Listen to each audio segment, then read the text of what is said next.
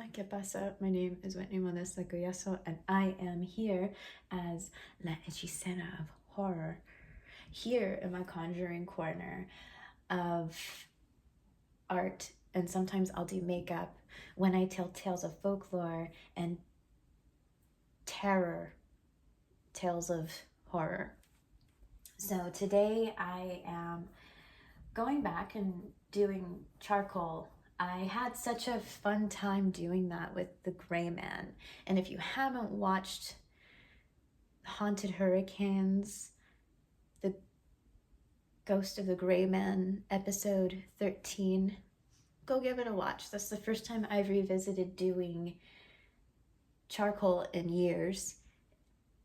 And it's a ghost story about a tale of some spectral weather lore of an entity who heeds the warning of hurricanes and bad thunderstorms. But this one today, I chose to do something that is more of a notorious urban legend that is known, very well known, for the most part, I think. It's, I guess you could say it's a hair-raising legend. And I've called it, the hair-raising legend, the Bunny Man and his bridge. So this is one of United States' top nightmarish urban legends. And I've got quite a fascination. I've had a little bit of a fascination with this one for some time, because a lot of things that I have worked on was more like entities or goddesses and certain things, but this one is more questionable because there's a more human side to this. So this is a legend that took place in 1904, or it's rumored to have started during 1904. And the tale is, there's so many different variations. Like most legends, there are so many different variations and tales of certain creatures and entities, and there's definitely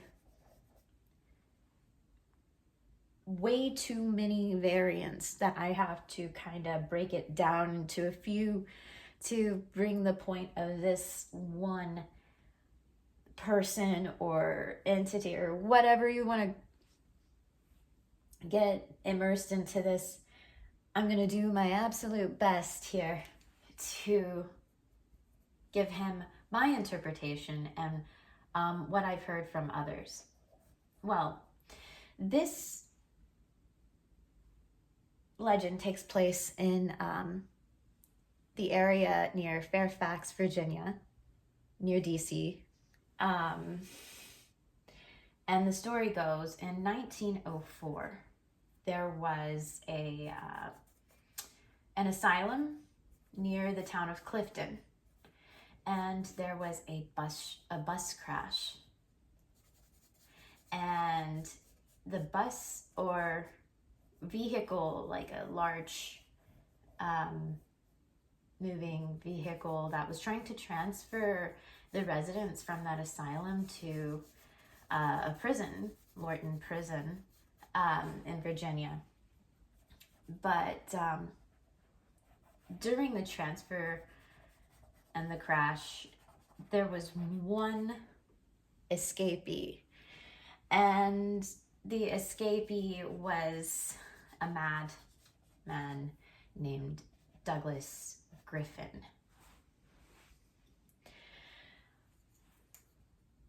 With that name, they said that the man had escaped and ran and lived in the woods. And when he had lived in the woods, he survived off of eating and dismembering rabbits. By the way, a trigger warning, because with this story, there are so many disturbing elements in some of the details of what this person has been rumored in stories to have done. But anyway, with this person, he had run towards the woods, and that this bridge was located. There was a bridge that they named after him, they call it Bunny Man's Bridge. But yes, there was something about him, this guy, who was named Bunny Man because when he had survived, he had lived off of surviving off of the animal of rabbits, and he would skin them. The story was that he would skin them and dismember them, and he wouldn't waste it for the most part, as far as he would use the skins as a suit and wear the ears. And when he did waste, it was like most of the carcass that was left over, he would leave at a trail close to the bridge. Some would say that it was almost as if to scare people away from that area. But there are so many different stories about this guy. It's really bizarre. Some had said that when it comes to the variations of this man being an escapee, it wasn't just that form of him being an escapee from an asylum. Some would say that he was a man who had a family or lived with family after having been in an asylum, and upon trying to readjust to living normally with family, he didn't exactly have a normalcy in his state of mind, that he just snapped and he unalived, is what people would say these days, his family, and he took his family to this bridge in Clifton, and after he had done away with his family and them perishing, he would hang them from the bridge. And after doing that to his family, he too ended up unaliving himself. And with that, there is a little bit of a ghost story where they say that because some believe that he is a ghost, that his ghost haunts that bridge after doing that to his family. Now, that's just one variant. As some would say, no, he's just a man who probably survived his family, or he just survived escaping that transit of that trying to be transported to the prison.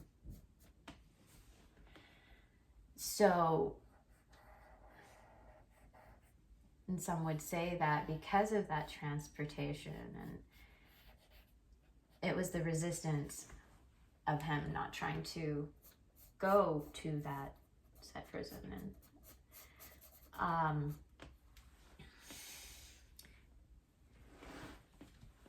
there is another variant of that sort of resistance of the escape from that transit is that there was another person that escaped along the way, and there is oh shoot, I didn't want to add anything here because I've got some detail here I'm going to add on this side. I need to keep it light. See, with charcoal it's very tricky, so I have to be extremely careful because I'm no whiz with this. I'm trying. It's sort of a new sort of renewal, reacquaintance to this form of medium. So bear with me. But back to, yes. So there was someone else in a version of this story that had escaped with, well, not with, but among others. It was Douglas Griffin and some other man. I can't remember the name. There was a name, but some sources would say, according to legend, that Douglas Griffin killed, well, unalived, the person, that escapee, as well. So with that,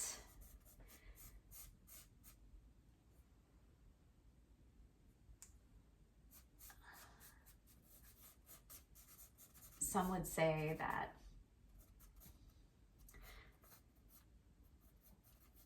no one would be really safe. That this escapee, asylum escapee, would pretty much go after anyone and anything.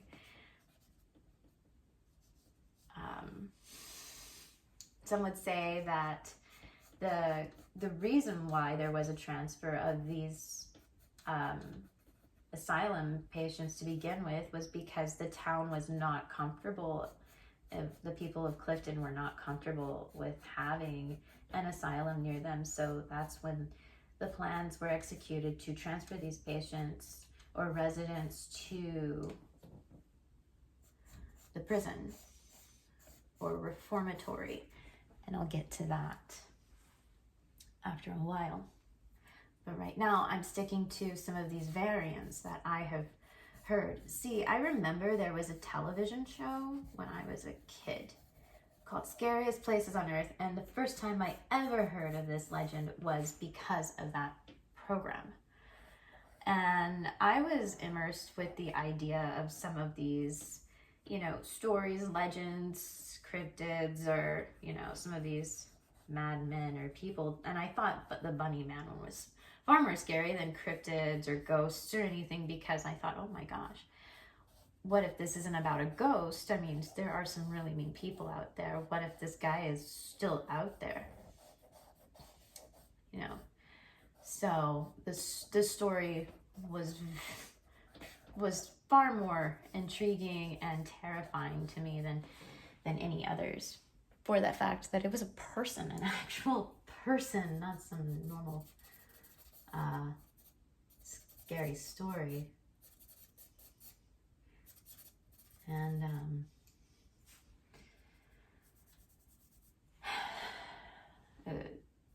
it just really boggled my mind. But anyway, this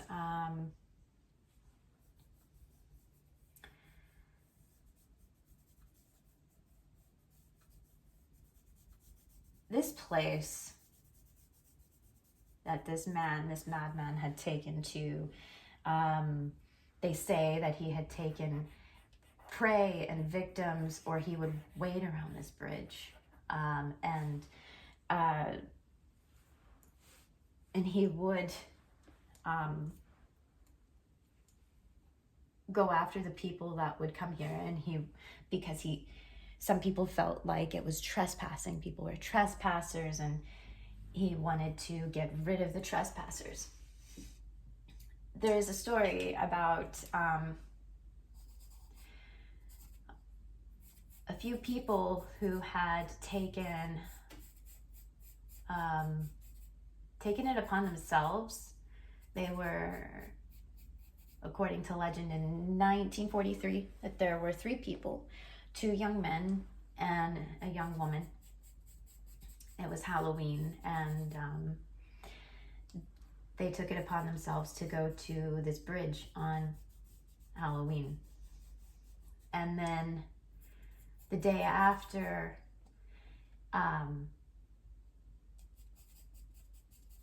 authorities,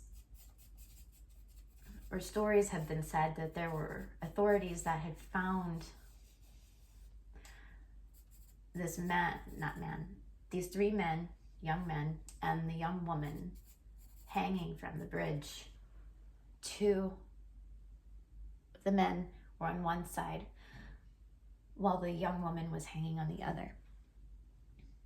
Now, that wasn't the only thing that people had said that was affiliated to that, I guess, murder. People had also stated that they were slashed open.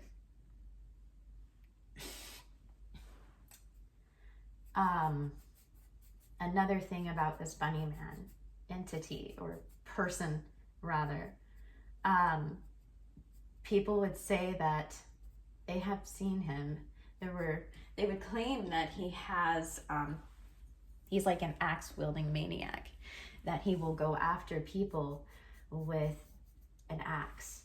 And it is believed that those 3 that were found on Halloween many believe that with that story, that the bunny man had not only done what he did with doing away with them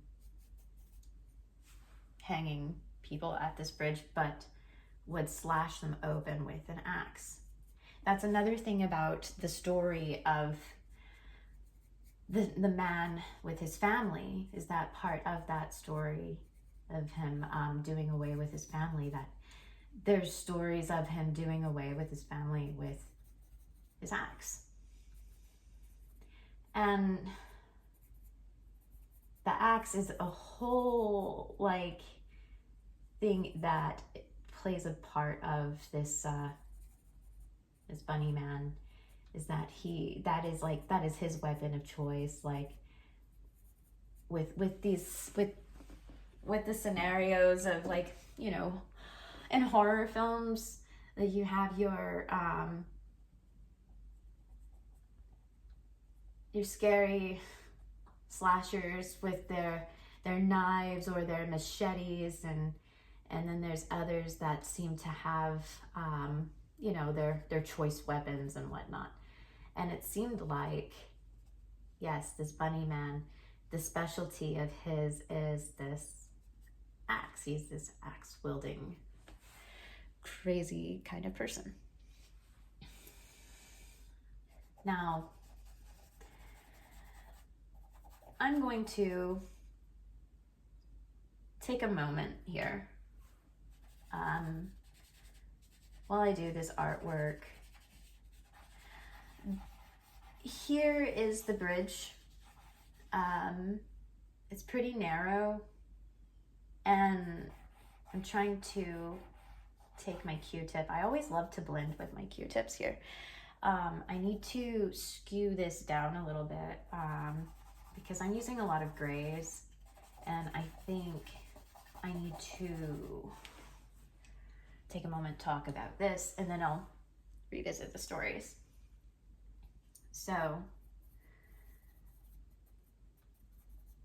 I'm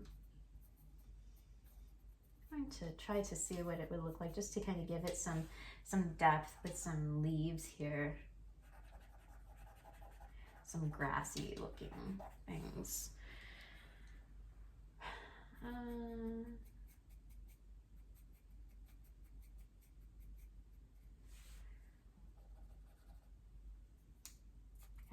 little shadowy back here, just because I mean, I need this ground to have a little bit of depth.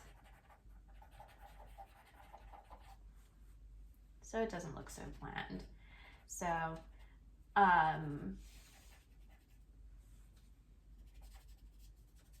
not everything needs to look super, super pale, and I have this fence right here. So I'm trying to kind of break up some of that and blend some of the dark, some of the grays. And here, I think I'll go ahead and do a little bit of swirling, try to give it some look like there's some leaves or foliage that has fallen to the ground.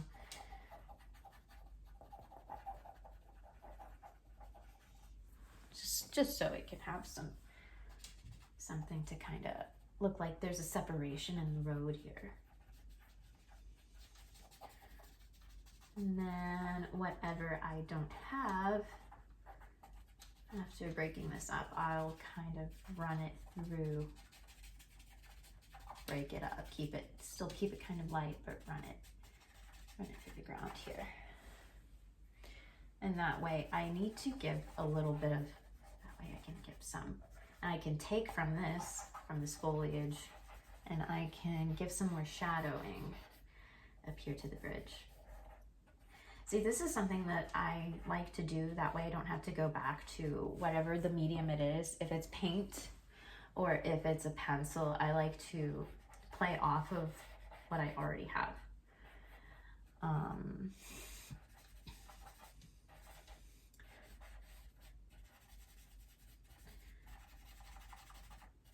But yes, I'm gonna go ahead and return to the story now that I have explained what I was doing here on this side.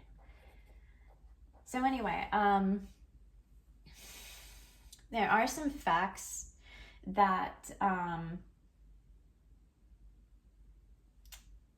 would I say, that would debunk some of these urban tales and legends about this guy named Douglas Griffin, who was the axe-wielding bunny man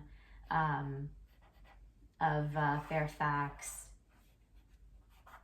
So for one, there are no court records of a name of Douglas Griffin, or that's what the kind of information that I have come across so far. Two, the prison that he was supposed to have been taken to was not yet established in the year of 1904. So with that being said,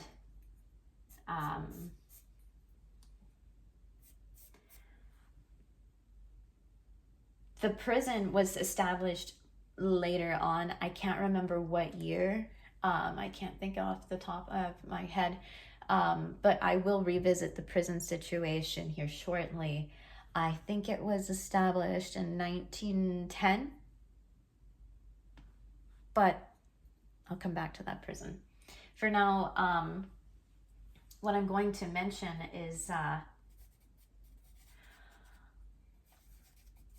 for a while, there's the story of this guy. It's broken up in different parts, right, in different years. There have been some reports, according to the Washington Post. So there was a reprise of some encounters. See, people would claim that between these years that they would see this person in this bunny suit, these bunny skins and rabbit skins, and going through with his axe. But it became more documented in the 70s in Burke, from Burke, Virginia. See, there was one article in the Washington Post that was called man in bunny suit saw it in Fairfax, and that was recorded in October 22nd. And with that story, the report of that one was a couple. There was a couple that were in their vehicle, and they claimed that they had encountered this bunny man, and that he was violent and threatening, and I think he even yelled at them. Not sure what he said though, but their claim was that he yelled at them, and he threw his axe at the windshield of their vehicle. So there was damage to the car. Now, the police the police department, they don't have record of the assault. But that's something that's a little strange about that report in the 70s of that couple. And then 2 weeks later, the other report that made it to the Washington Post was titled "The Rabbit Reappears," and that one happened to be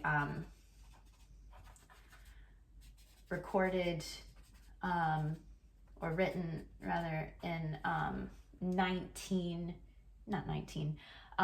Halloween, October 31st. Don't know why I said 19, but it was in the 1970s.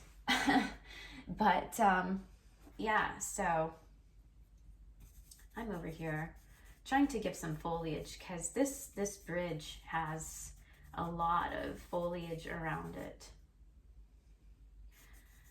Yes. I'm just trying to give some life here. And up the top of this bridge is what is a train tracks railroad system. So I'll come back to that, and I'll work its way down with trying to get the lining of the railroad system. And it's not going to be a whole lot of detail here. I'm just going to be basic, just pulling down the drawing, getting these tracks out. It's not very symmetrical, but hey, I'm making it work. So anyway, back to the foliage and back to the story. So yes, the rabbit reappears. The Washington Post story was that there was a security guard who had claimed to have seen the bunny man, and he was vandalizing some property. Like he took his axe and he was chopping at some property. So anyway,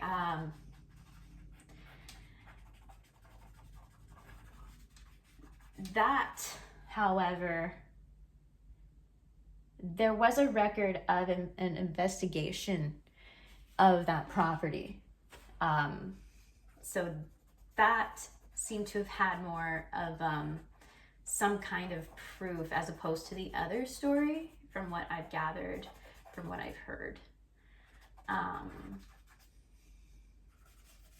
So it's quite crazy, that for so many years there's something being said and told about this man, or this legendary person of sorts that is more of like a notorious madman. But anyway, I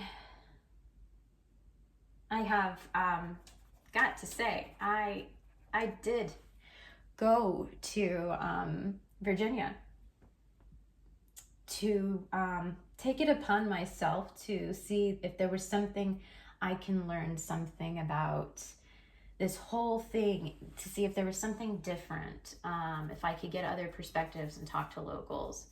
And I did.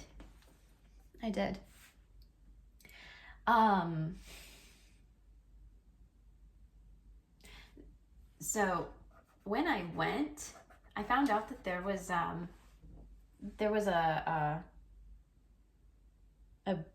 place called Bunnyman Brewing. And that was a really neat place because not only if you like alcohol, and which I don't really drink alcohol, for anyone that's into, you know, their drinks and whatnot, it's a neat kind of place for that. But I ended up having a soda and I got a meal. They have food there too. So it was I guess it's like a cafe kind of thing.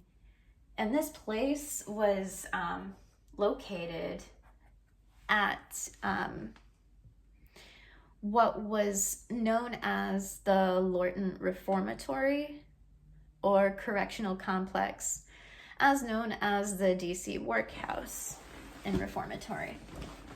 So there, you know, that location, from the waitress that I had talked to, you know, asking questions about her take on this legend and whatever, and she said to me and a friend of mine that was that location, it was affiliated with the legend. Like, there are stories that was where Douglas Griffin was supposed to have been transferred to.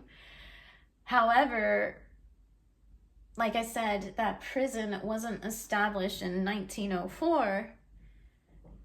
That workhouse was established in 1910.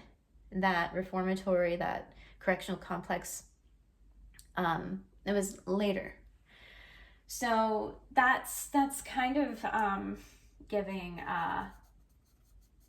mixed stories, as you could say, you know. But no, this was a complex of where I had dined in, like at that cafe, Bunnyman Brewing. It was a neat place. It like I said, it took place at the original said legend where Bunnyman should have gone to. However, that place has quite a dark history itself. You see, it was a prison for people not just to serve their time, but in a way it could be viewed as those people were doing labor. It was basically a prison farm for people to do hard labor. And some of those people that were imprisoned there, they did construction of that site. And that place was pretty massive in the area that it was in for that kind of work to be done. And I can't imagine what those people went through. Because you see, in 1917, there were suffragists that were imprisoned there. Those women were part of the National Women's Party. And those women fought for human rights, the basic human right to vote, among other things that women were really struggling to have, considering the time. It's 1917. And they went through, again, like I said, that place has a dark history. So women were abused that were held at that place. The women were severely mistreated. And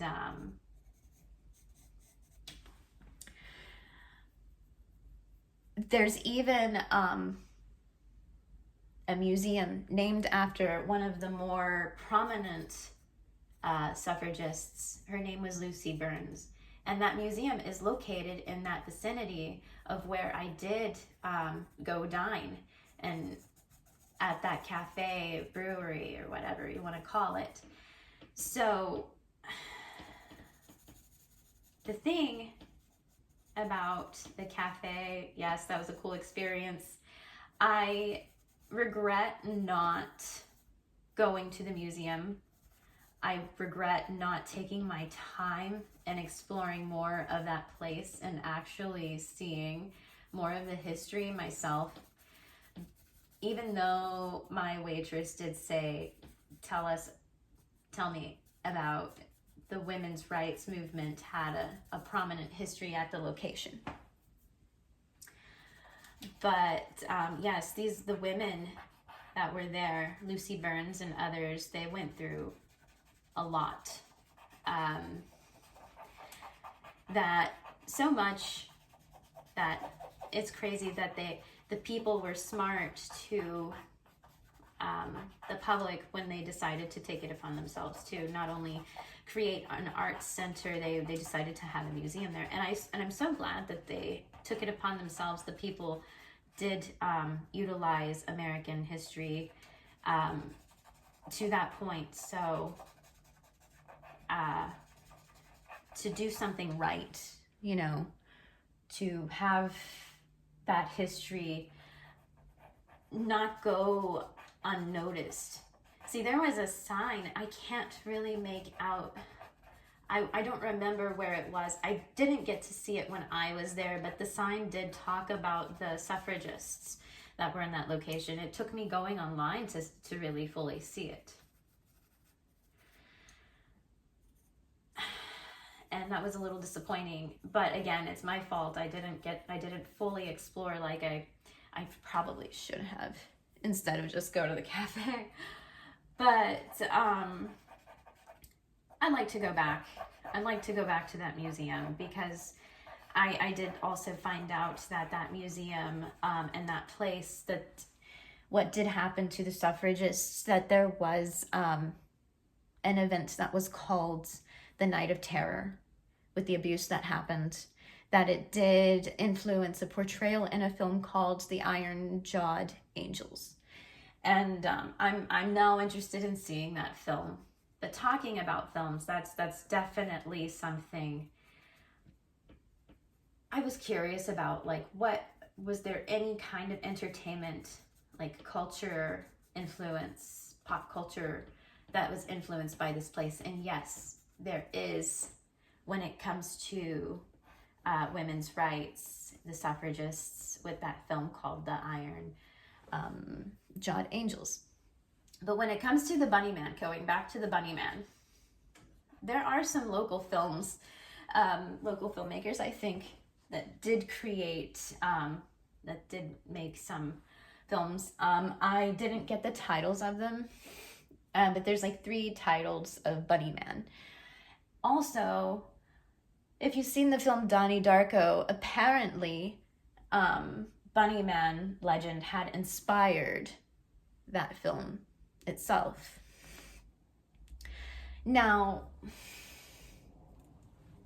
I decided to give this Bunny Man a silhouette with his axe going towards the bridge. But my experience at that Lorton reformatory area, which had the cafe and now has the history of the suffragists and the prisoners at the correctional facility, that history, there was so much more to all of that I have to reevaluate here. And I'd like to bring up my my take on my Bunny Man brewing visit versus the bridge. I did go to the bridge, but before I went to the bridge, I wanted to make sure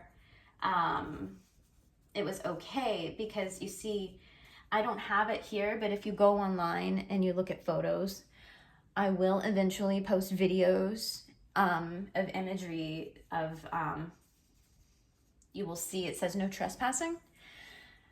So instead of going straight to the bridge, I wanted to talk to more locals. I wanted to know, was it okay to visit this bridge? Because I didn't want to get in trouble. And that's something else. I don't believe in going to locations where you're not supposed to go to. So instead, I just, like I said, I wanted to talk to some people just to see, get some clarification. And then when I was in downtown Clifton, ended up going to a pub and then I ended up asking around a little bit. There were two servers, a waiter and a waitress, and they worked the pub. One guy, the one person, he grew up there, and he said when it comes to the bridge that yes and no, you can visit. Just the thing is, there's a lot of rules about this place. He says it's residential, and he wouldn't linger. He says you can go through, take video or photo if you drive through, but don't linger. You're not really supposed to be out there, because not only is it trespassing, but it's for safety reasons. This place is very narrow. And I did find out, yes, it is very narrow. It's basically a one-way kind of tunnel. But the road is sort of enough for two cars, but going in and out, it's difficult. I don't know. You can't have two vehicles passing by in there. I don't know. It's extremely difficult. It's a strange kind of a layout of a road. It's a winding road, and obviously they don't want a lot of people there for safety reasons. Even for Halloween, they say people should not be visiting because you will get arrested, because they don't want people trespassing. There are safety issues at hand. So I can't tell someone, go visit this bridge and take pictures or a photo shoot. I wouldn't encourage that. I would basically say what the locals had said to me. Just drive through and drive out. Get your video, get in, get out, quick. Don't linger, don't loiter. And this is highly residential, and the place is beautiful. I can understand why they don't want many people there, because the houses and the homes are very quaint, and it's of people that it's more of a suburban kind of place, nice suburban area, quiet, quaint. I can tell just by looking at it, I get it. I wouldn't want people to be loitering and causing any issues for where I live also. But I highly recommend going to Bunnyman Brewing, because the food was great. I got I got like a turkey kind of sandwich. I think it was called the Jack the Ripper. It was pretty tasty. It had a little bit of kick to it because there were jalapenos. And you know what? Regardless of what people may say about the bunny man, whether if he's real or not, whether if, he was some monster of a man, the thing that really took me in and grasped me was the actual sad history of what women went through at the reformatory, and what those prisoners have gone through, or possibly have gone through, was the mistreatment. And the women that were there, they were not like fictional monstrous men. They were women that were warriors. They were fighting for human rights. And I encourage anyone to take it upon themselves to go to that location, Bunnyman Brewing in Lorton, and explore the museum. They have an art center, evidently. Highly encourage that, because I didn't take the time for that, and I should have, and I regret it. But I can see myself going back. So, with all of that being said and done, I am now done with my Bunnyman Bridge artwork here, where he is running with his axe to his little area of the bridge. And there's the train tracks. A little bit of a nice foliage there for you to see, and a little fence. So anyway, thank you so much for listening to this story of the hair-raising legend of the Bunny Man and his bridge. I think it's time for me to wrap it up. And so, if you will, look at my socials, my sites at my linktree, www.linktree/at Whitscraftngore, and subscribe to me at La Hechicera of Horror at Whitscraftngore, or you could just type in the @ symbol, La Hechicera of Horror. And yeah, until next time, take care.